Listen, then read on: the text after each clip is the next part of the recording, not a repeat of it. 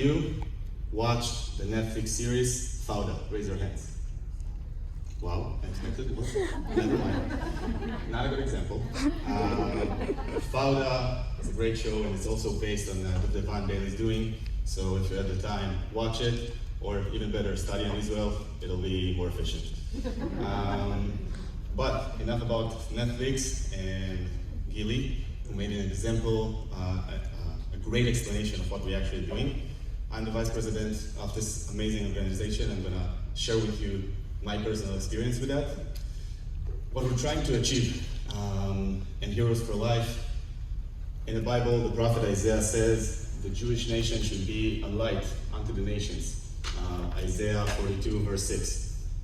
And we often as Jewish people refer to ourselves as the chosen ones. I'm sure you heard it before, and it might sound pretentious, but it's the exact opposite.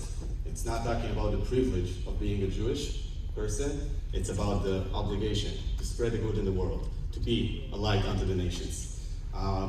Days like this, where anti-Semitic incidents numbers are rising constantly, daily, across the globe, when organizations like BDS are trying to undermine the very legitimacy of Israel as a country, we try to show the true face of Israel. Physically, spiritually, financially, and emotionally. That's what 3 churches do.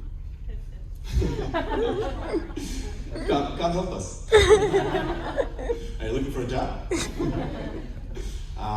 We try to show the true face of our released soldiers, of our country, as a country, by doing nothing but good in the world. All of that and more we do with commemorating our fallen soldiers, our fallen brothers and sisters who have paid the ultimate sacrifice, and they shall never be forgotten. So, how do we actually do it? When I was to be a commander, I always told my soldiers before we were planning an operation, what's not going to be simple, simply not going to be. Write it down, it's going to help you. So we keep it simple. What we do is we send between 30 to 40 volunteers for a duration of 2 weeks to 16 different countries across the globe on an yearly basis. And keep in mind this number, because the next time you're going to hear this presentation, this number is going to be higher. 16 different countries around the globe to do 3 main things. How? We just adjust ourselves to the local community needs. They need a classroom, we'll build one. They need a community center, we'll renovate one. They need a medical support, we'll send our fellow blues and whites, and that's how we call our Israelis, to actually help them and give them the treatment that they need. If they have a gap between what they want to achieve in their school curriculum, we'll just help by teaching classes, math, English, basic hygiene customs. This is a great example of something we did in Uganda. I know how many of you are aware, but Uganda is a very hot place. And they have an amazing teachers. They have great students, but they didn't have a space. They did not have a space to pass the classes that they wanted to. And the ratio between one teacher to the students was 1 per 70 students. So we built a classroom.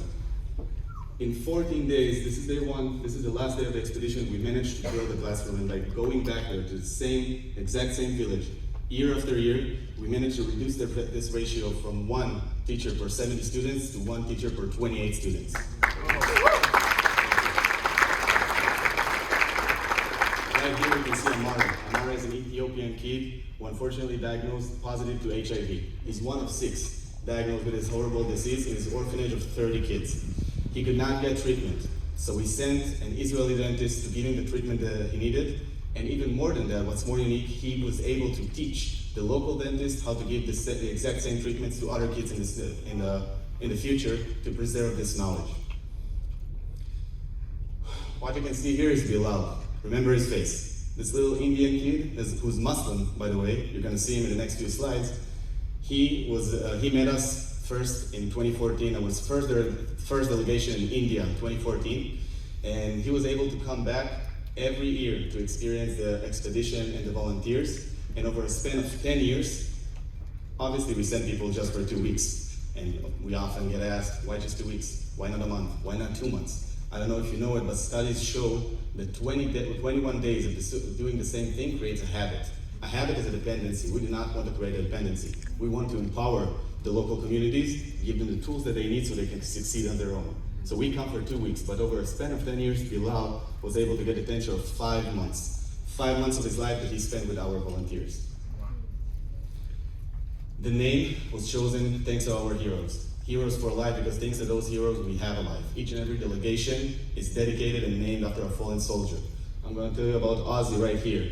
Ozzy Osmandulovic fell in Sajaya in the battle in the Gaza Strip in 2014, and after him we named our Argentinian team. I had the privilege to lead this team in Argentina and go to Argentina to the exact same village with white shirts, Israel flag on our arm, and Oz's name on our back, and that's how we commemorate his name. Because as long as they are remembered, they will never die, at least not in our heart. Over a span of 10 years, we managed to send 16 different delegations to 16 different countries across the globe with 2,500 volunteers to do nothing but good. On their spare time, on their free time, they chose to go. And by 2030, our 30-30 vision says that we will be in 30 different countries across the globe.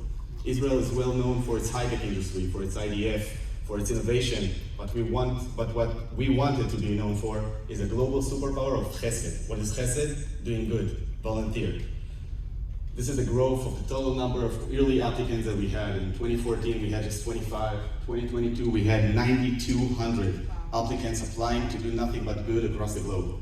To you, it may seem small. What is 9,200? But think about it in America's numbers. If you compare the population of Israel and America, this is like having 270,000 applicants every year applying to do good in other countries.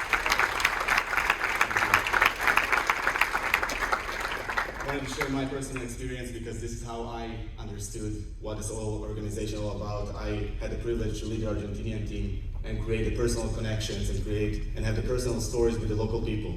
Put a smile on their faces and see what you can actually do with no language, with not a lot of time, only 2 weeks in a place. And this is a couple of pictures that shows it. And another picture, another example of how good you can actually do is, you remember Bilal, this little Indian Muslim kid who we saw before?